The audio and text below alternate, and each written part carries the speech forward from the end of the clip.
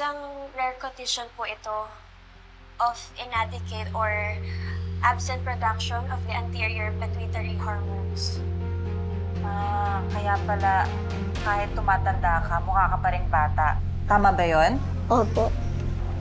Recently, nag-viral ang video mo kasama yung kapatid mo kung saan humingi ka ng tawad sa pagpanggap mo bilang bata nung sumali ka sa isang local children's pageant.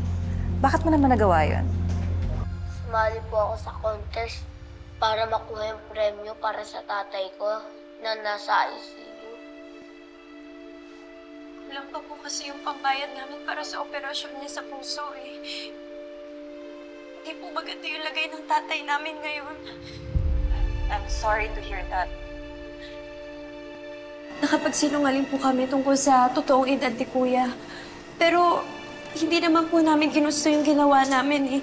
Pinagsisisihan po namin yung ginawa namin. Hindi na po talaga namin kaya mawalan ng tatay.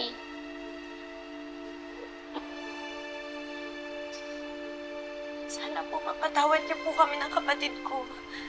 Matatapang to mga batang to. Lalo na itong si Rambo. Kilala niyo, sir? Yeah. I met him the other night. Kaya pala parang hindi na siya tumatanda. Hindi na siya bata. Pero alam mo, nung nakausap ko siya, parang gaang-gaang ng loob ko sa kanya. Mukha naman siya mabuting tao. Responsable. And it shows. Hinarap niya ang mga pagkakamali niya. Makatao. Mapagkumbaba. Yan, sir. Mga qualities na hanap ninyo sa isang public servant. Mga qualities na walang-wala kay Esmeralda.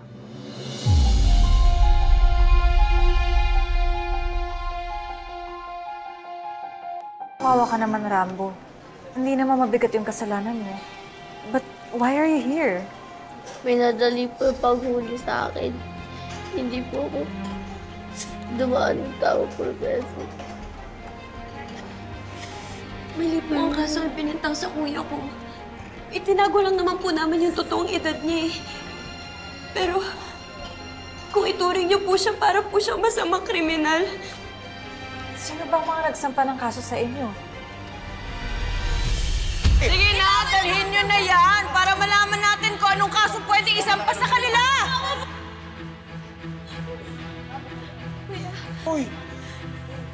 Ako nagkamali.